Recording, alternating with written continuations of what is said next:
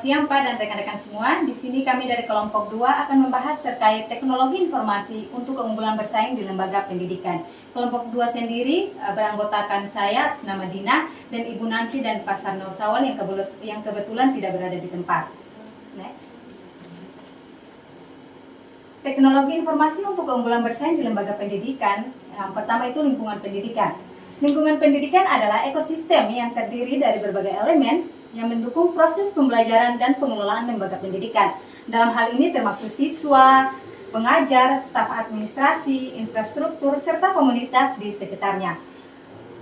Dalam pemanfaatan teknologi informasi dapat berperan penting dalam membentuk lingkungan pendidikan sehingga mencapai keunggulan bersaing. Selanjutnya, fungsi teknologi informasi dalam pembelajaran ada 3. Yang pertama, alat atau tools, di mana alat ini mengelola data akademik, keuangan, administrasi siswa, dan lain-lain. Seperti mengelola kata, mengelola angka, membuat unsur grafis, membantu guru, staf, data kepegawaian, dan sebagainya. Yang kedua, ilmu pengetahuan atau sains, di mana teknologi menjadi ilmu yang harus dikuasai oleh siswa. Misalnya teknologi komputer yang dipelajari oleh beberapa jurusan di perguruan tinggi seperti informatika, manajemen informasi, dan ilmu komputer. Yang ketiga, bahan dan alat pembelajaran atau literasi, di mana fungsi yang ketiga ini komputer membantu dalam penguasaan kompetensi pembelajaran. Selanjutnya, faktor pendukung teknologi informasi dalam pendidikan. Teknologi informasi yang merupakan bahan pokok e-learning berperan dalam menciptakan yang pertama cepat, di mana e-learning memungkinkan akses langsung ke materi pelajaran kapan saja dan dari mana saja. Yang kedua, akurat, di mana e-learning memberikan akses ke informasi yang terus diperbaharui dan diverifikasi. Yang ketiga, akuntabel, di mana dengan e-learning kemajuan siswa dapat dilacak secara transparan. Dan yang terakhir, terpercaya, di mana sistem e-learning menyediakan data yang aman dan mudah divalidasi. Selanjutnya akan dijelaskan oleh Ibu Nancy. Ya baik, selanjutnya materi yang akan saya jelaskan itu terkait tentang peran TI dalam mendorong keunggulan pendidikan. Di sini ada 3 peran teknologi informasi dalam mendorong keunggulan pendidikan. Yang pertama, Learning Management System atau LMS, platform pembelajaran daring seperti model atau Google Classroom, dan ini sudah diterapkan pada beberapa sekolah. Yang kedua, e-learning dan hybrid learning. Lembaga dapat menawarkan model pembelajaran campuran. Kita tahu bahwa semakin canggih kurikulum yang bergonta-ganti sehingga pada satu lembaga itu banyak sekali model-model pembelajaran yang diterapkan, bahkan ditawarkan untuk guru itu dapat menggunakan model pembelajaran dalam proses pembelajaran. Kemudian peran yang ketiga, virtual reality dan augmented reality.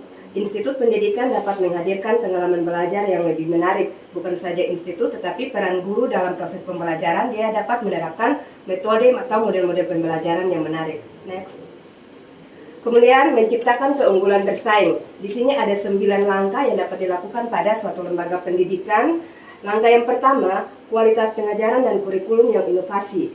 Nah, ini berkaitan dengan proses pembelajaran yang diterapkan pada guru pada suatu sekolah, di mana pembelajaran yang diterapkan itu memiliki kualitas, sementara dengan kurikulum yang berinovasi. Kita tahu bahwa sekarang ini kan lebih viralnya kurikulum merdeka. Langkah yang kedua, tenaga pendidikan berkualitas. Tidak bisa dipungkiri bahwa seorang pendidik itu dia harus memiliki kualitas pendidikan, bukan saja dari kualitas dalam proses pembelajaran, tetapi bagaimana dia menggunakan metode atau model-model pembelajaran. Langkah yang ketiga, fasilitas yang memadai dan modern. Ya, fasilitas yang memadai dan modern mungkin saja sarana prasarana yang ada pada lembaga pendidikan tersebut. Langkah yang keempat, penggunaan teknologi dalam pembelajaran. Ya, misalnya dalam proses pembelajaran guru itu bisa menggunakan laptop, infocus untuk menarik minat belajar siswa. Langkah yang kelima, jaringan kerjasama dengan kemitraan.